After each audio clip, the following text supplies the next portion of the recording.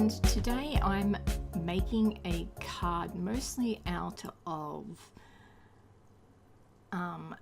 different pattern papers from different kits that I have had in my stash for a while, and some new ones, and some leftover images from projects from around a year ago which have just never gotten used. So I had stamped this sentiment out from one of the more recent Simon Says card kits, and I coloured it in a gradient using some yellow Copic markers.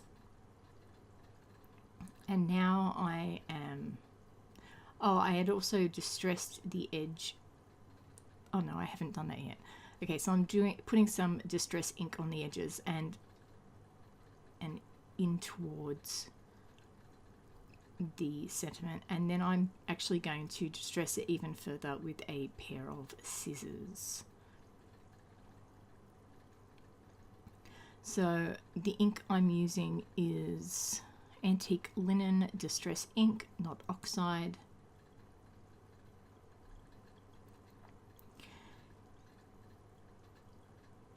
And here I am distressing it with these scissors.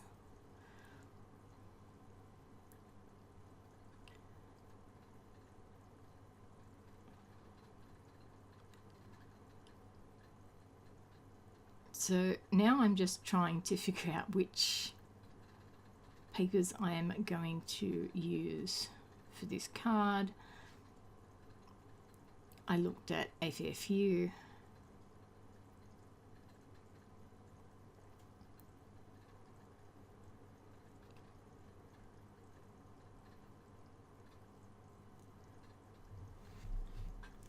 And this is sort of how I make cards.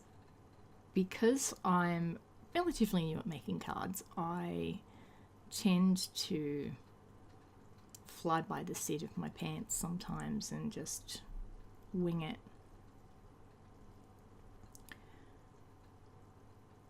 So here I'm considering the yellow because it matches the way I've coloured in that sentiment. And I coloured in that sentiment because it says sending sunshine, and I figured it needed to be coloured in nice and bright.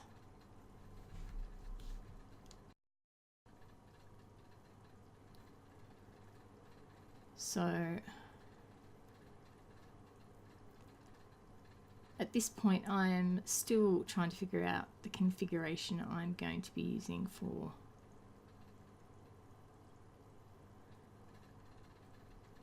the pattern paper on this card. And as you can see, my trimmer is, the blade on it's very dull. It's leaving jagged bits on everything I cut, but I can go back and clean that up with my big Ranger shears.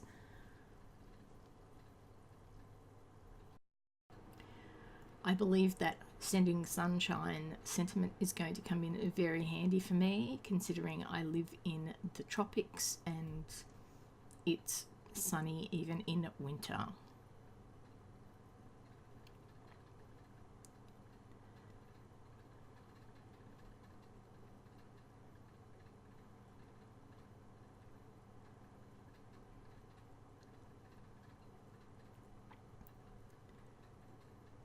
And there I am getting all the fuzzy bits off the edge of the cardstock with my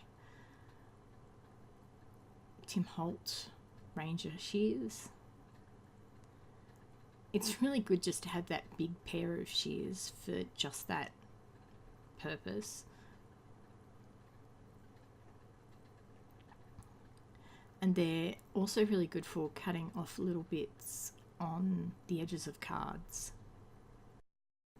And the reason they're good at that is because they've got such a long blade, you can actually butt that blade up against the edge of the card and you won't actually cut into the card. The fact that they're big works in your favour with that type of thing, whereas when you're fussy cutting, the smaller scissors are usually the easiest to handle for the job.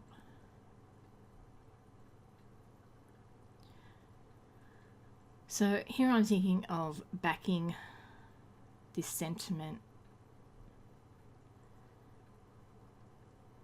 somehow. I haven't quite gotten to how I want the final look to be, and here I'm pulling out some leftover fussy cut stamps from one of the card kits last year.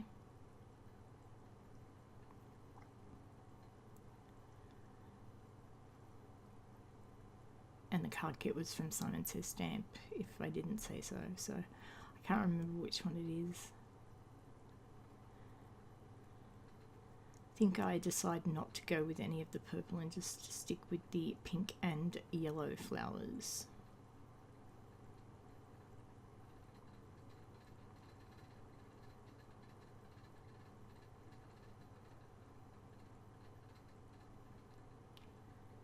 And here I'm turning them upside down, and I'm going to put a little bit of Tombow adhesive on these. I learnt this trick from watching Kelly Ladavola.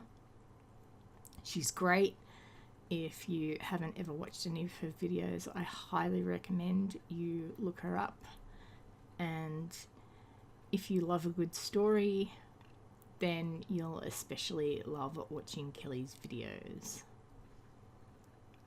She knows how to spin a yarn very well.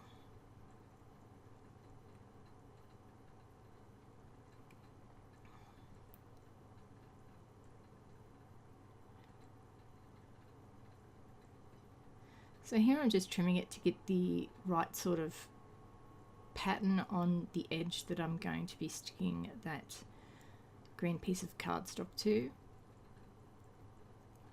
Because one side had a little bit of the darker line, I didn't want to have white on the bottom side. I just wanted to even the colours up a little bit on that corner. And there's those pieces sticking to my hand. And the great thing about Tombow adhesive is if it dries without you adhering it to something, it then becomes repositionable. So it really, really helps with placement of fiddly little bits like this. Well, unless you're getting them stuck to your arm. But that's more user error than anything else.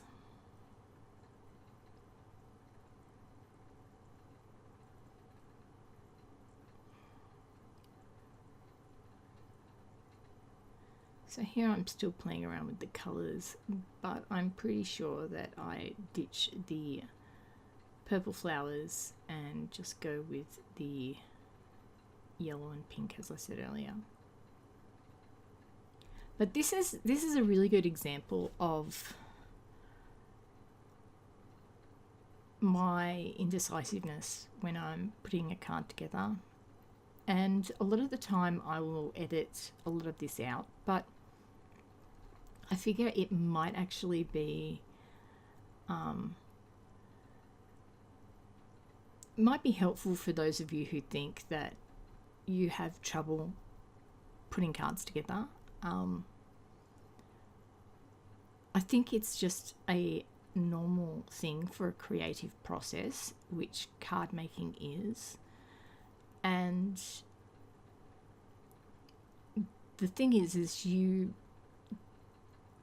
only learn by doing. So sometimes cards come together very simply and sometimes they don't, and that's just the nature of the beast. And I'd just like you all to know that if you do have trouble putting cards together sometimes and trying to make things work, that you are not alone, and I'm pretty sure it happens to even seasoned card makers.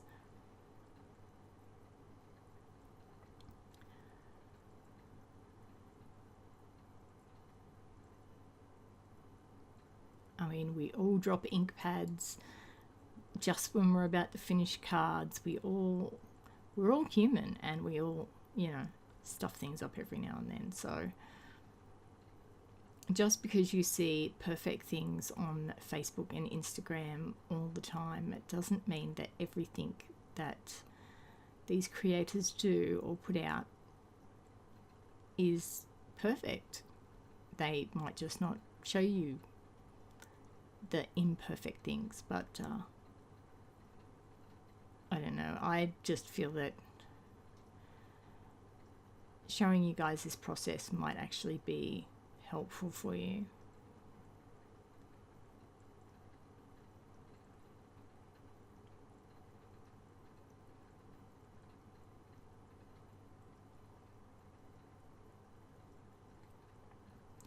Now I'm just sticking that Simon Says craft glue underneath everything so it adheres permanent.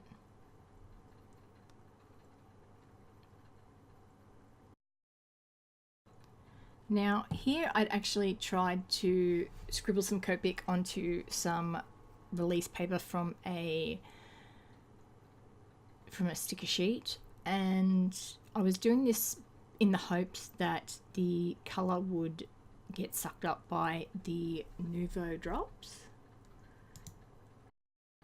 but it didn't quite work out, so I ended up colouring them with the Copic marker actually after they dried to give them the colour that I wanted, because I didn't quite have the right orangey yellow colour that I wanted within my small stash of Nuvo drops. So this is a really good way if you don't have the money to buy all the colours but you have alcohol markers.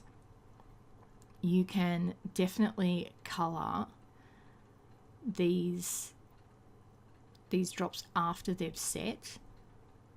So if you pre-make a whole heap of glitter or clear ones and then just use alcohol markers to colour them in to give you whatever shade of whatever colour you'd like them to be, works really well.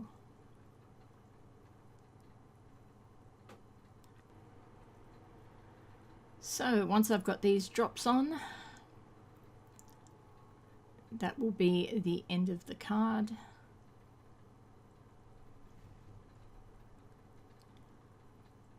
And so yeah, get out the things that you haven't used for a while and create something with them. So that's the card. I hope you enjoyed this video and all its lengthy thought processes. If you did, hit that like button. I'd love if you subscribed, and remember, have fun crafting your imagination. Bye.